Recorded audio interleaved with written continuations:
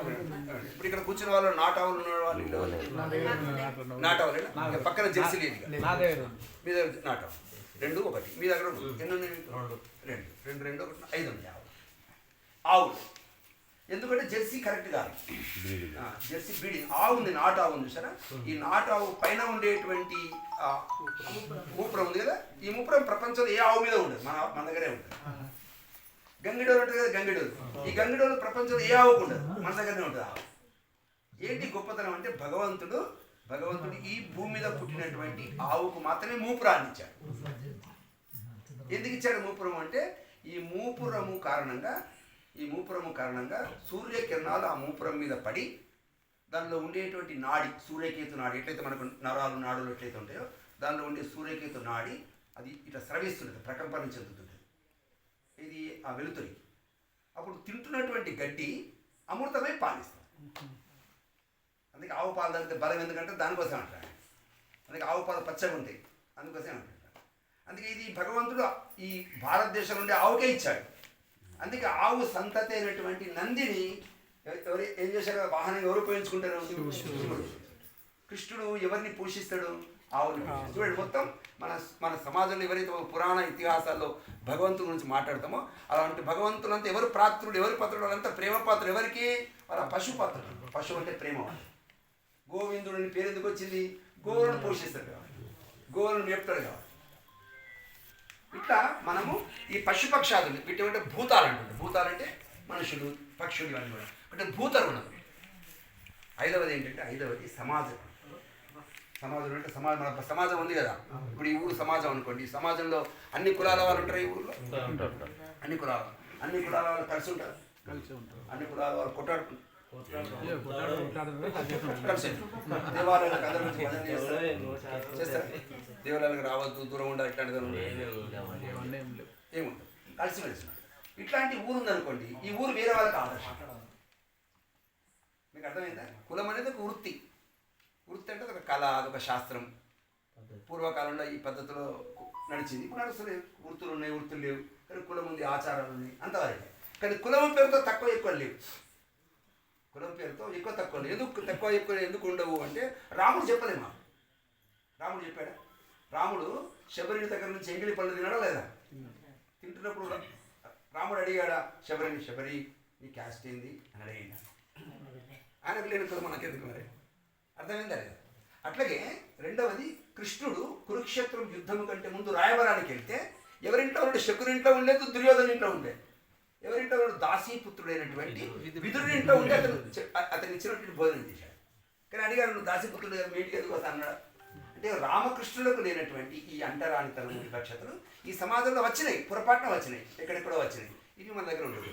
ఎందుకంటే భగవంతునికి మనం ప్రీతి పాత్రలను కావాలనుకున్నప్పుడు భగవంతుడికి అనుకూలమైన పద్ధతిలో సమాజాన్ని జీవించాలి అలా కాదు.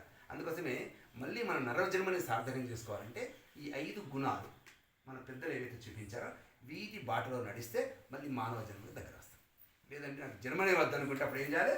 మీరాబాయి లెక్క ఆ కృష్ణుని చెప్పించుకుంటూ కృష్ణుని లీనం అయిపోవాలి. అంతే కదా. భగవంతుని చేరుకోవాలంటే ఇంకేం పట్టించుకోకూడదు. భగవంతుని జపంలోనే గడవాలి, భగవంతుని ధ్యానంలోనే ఉండాలి. భగవంతుని మళ్ళీ జన్మ వద్దనుకుంటే, మళ్ళీ జన్మ వద్దు మోక్షం కావాలనుకుంటే లేదా, లేదా మళ్ళీ నరజన్మ కావాలనుకుంటే ఇది చేయాలి. కాబట్టి ఇది ఏదైనా కూడా ఏంటది అంటే మన పూర్వజన్మ సుకృతం కాబట్టి ఇది అలవాటుతో నెమ్మదిగా సాధన చేస్తే కూడా వస్తుంది. అందుకోసమే ఈ ఊళ్ళో ఉండే మంచి గుణం ఏంటంటే ప్రతి వారమా మీరు భజన చేసే, ఏ వారం భజన చేస్తారు? ప్రతి శనివారం మహిళలు రావాలి, ఇలా చిన్న పిల్లలు తీసుకొని రావాలి. వాళ్ళకి ఇష్టం లేకుండా రామన్న పారిపోతున్నా తీసుకురావాలి. భగవద్గీత శ్లోకాలు చాలా మందికి వస్తాయి. కాబట్టి ఏం చేయాలి? ఇప్పుడు భగవద్గీత శ్లోకాలు చిన్న పోటీ పెట్టుకోవాలి, భజన పోటీ చిన్న పిల్లలు పెట్టుకోవాలి. ఇందాక ఆ సువర్ణ నీ పేరు లావణ్య పాట పాడింది, అట్లా అందరి చేత పాడించాలి. వచ్చినటువంటి కొత్త గొంతున్న వాళ్ళు కొంతమంది వాళ్ళు అట్లాంటి వాళ్ళకి పాడించాలి.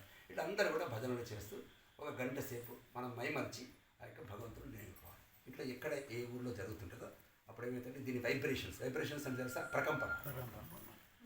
ఇప్పుడు మీరు మీ ఊళ్ళో 600 ఇళ్ళు ఉంటాయి కదండి.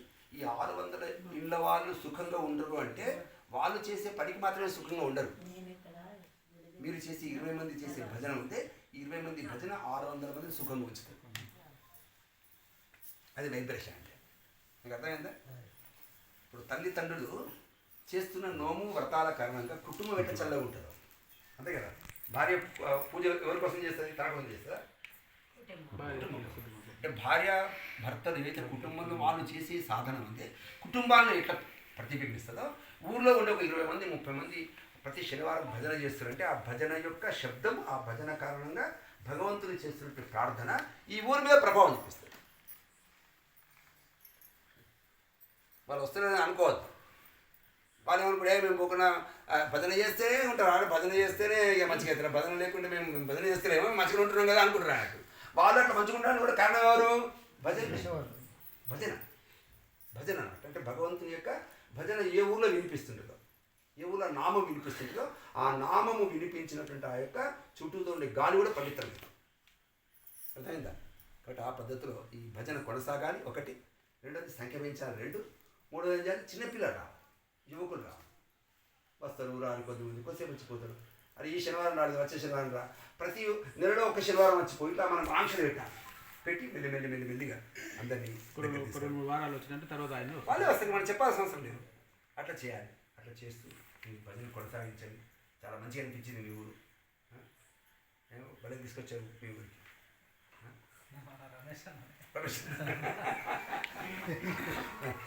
నా పేరు అప్పార ప్రసాద్. నేను హైదరాబాద్లో ఉంటా, బర్కత్పురంలో సమరసత పని చూస్తుంటా. సమరసత అంటే ఇట్లా భేదభావాలు లేకుండా హిందూ సమాజం అంతా కలిసి ఉండాలి, ఎట్లాంటి భేదభావాలు పాటించద్దు, అప్పుడు హిందువులందరం కలిసి ఉండగలుగుతాం అనేది. మీరు ఇచ్చే రానున్న రోజుల్లో వీళ్ళు ఏమైనా ఏర్పాటు కూడా చేసుకుంటారు? మీరు అన్నట్టుగా భజన పోటీలు సమరసతం పెట్టలేదు.